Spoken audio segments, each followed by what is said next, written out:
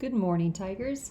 So this week we are going to be focusing on, in social studies, the beginning of the Revolutionary War. So last week we were looking at all of the different causes and things leading up to that. So today what we're going to do is I'm going to read you just kind of a review about what occurred as far as leading up to the Revolutionary War.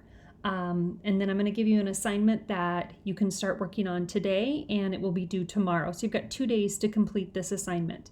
So the first thing is just getting some information, and this should be information that is not new. It's stuff that we've kind of worked on over the last week and a half. So it's called The King Who Lost America. George William Frederick, who became King George III, felt kings should be strong, powerful rulers. So that is what he strived to be. Unfortunately for him, kings in Great Britain were limited in their power because they were part of Parliament, or a group of law-making members. King George III couldn't get rid of Parliament, so instead he punished or rewarded the members to vote the way he wanted.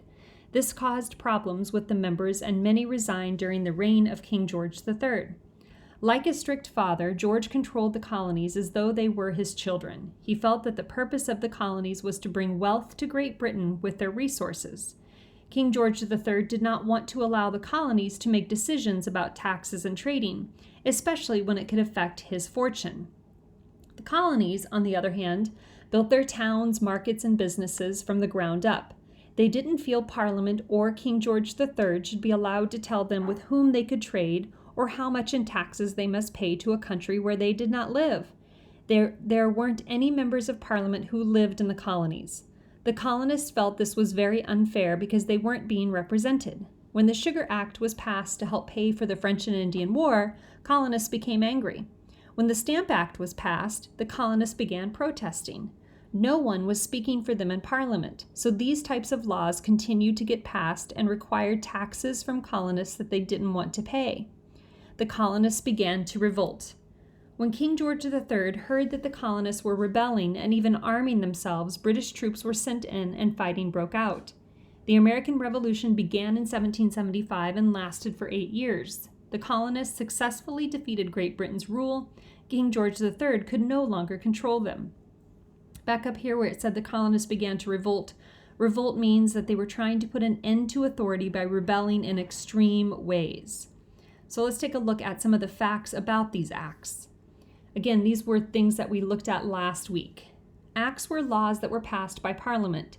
They applied to anyone under Great Britain's rule. However, many acts passed beginning in 1764 were directed at the colonists only, which made them very angry.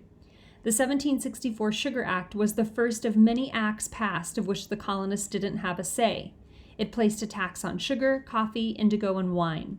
The Stamp Act came along in 1765, and it required all newspapers, pamphlets, and legal documents to have a British seal or stamp on it.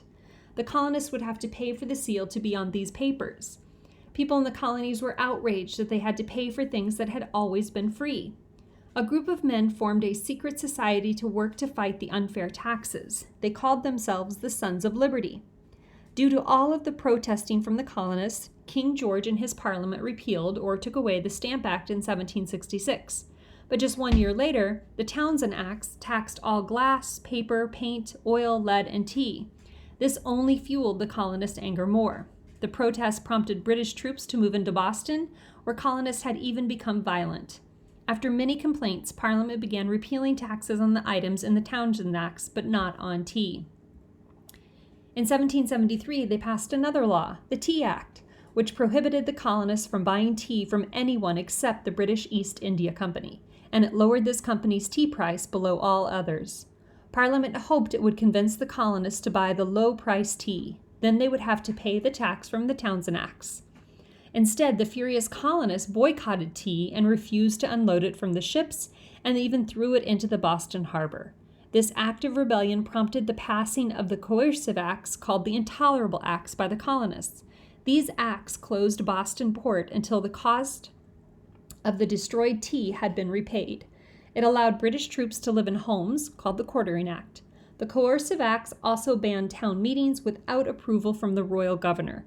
These harsh acts united colonists and made them realize they'd had enough. So I'm going to be putting these 2 pages that I've just read on a document for you to look at where I'm going to ask you to write a paragraph explaining your position on whether or not you thought the taxes were fair or unfair to the colonists. And I would like to see you go back and cite evidence from these two passages. Again, I'm going to put these two passages in a document so you can easily access them and see what was read.